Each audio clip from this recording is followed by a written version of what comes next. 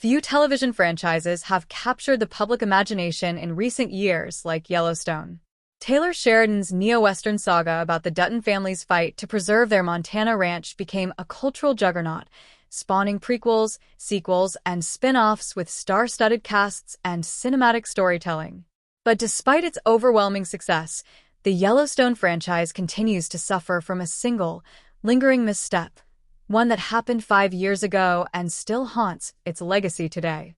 A critical mistake in Yellowstone's streaming strategy. Back in 2020, long before Yellowstone had reached its peak popularity, Paramount made a decision that would later come back to bite. They sold the streaming rights to the main series to NBC Universal's Peacock. At the time, Yellowstone wasn't yet the ratings titan it would soon become, so the move likely seemed inconsequential. Paramount's own streaming platform, Paramount Plus, hadn't even launched yet.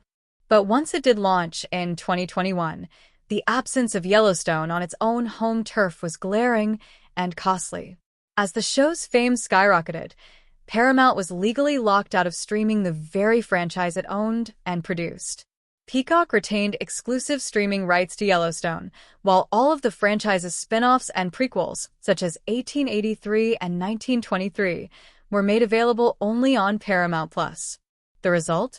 A fractured viewing experience that left fans confused and frustrated. The damage? Confusion, missed connections, and divided audiences. For casual viewers trying to dive into the ever-growing Yellowstone universe, the situation has been needlessly complicated. Want to watch the original series? You need Peacock. Interested in the prequels or sequels? You'll need Paramount Plus.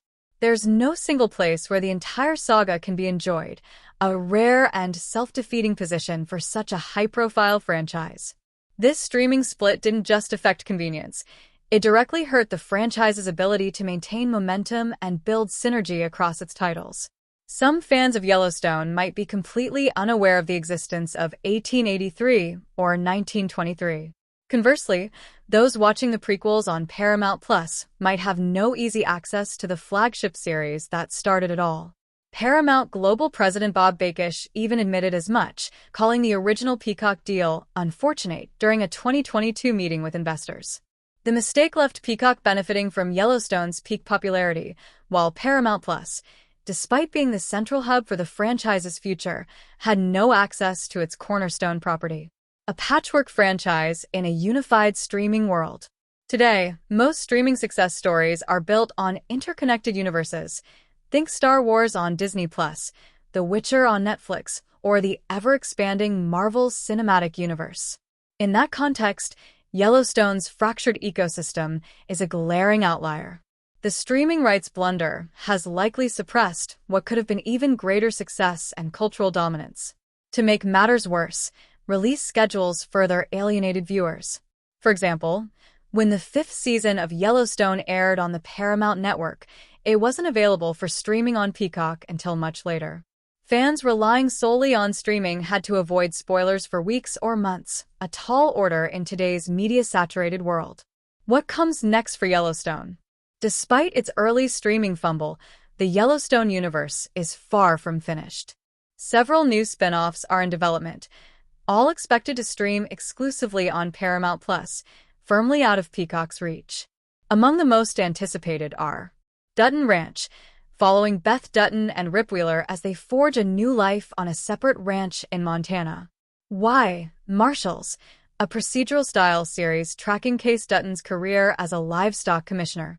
The Madison, starring Michelle Pfeiffer. This series departs from the Dutton family to explore a wealthy New York family starting over in rural Montana after a tragic accident. 1944, a sequel to 1923 focusing on Spencer Dutton during World War II.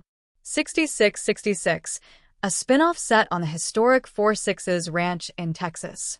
These projects suggest that Paramount has learned from its earlier mistakes. Future entries are being kept in-house and will likely form a more cohesive streaming offering on Paramount Plus. The lasting legacy of a strategic misstep.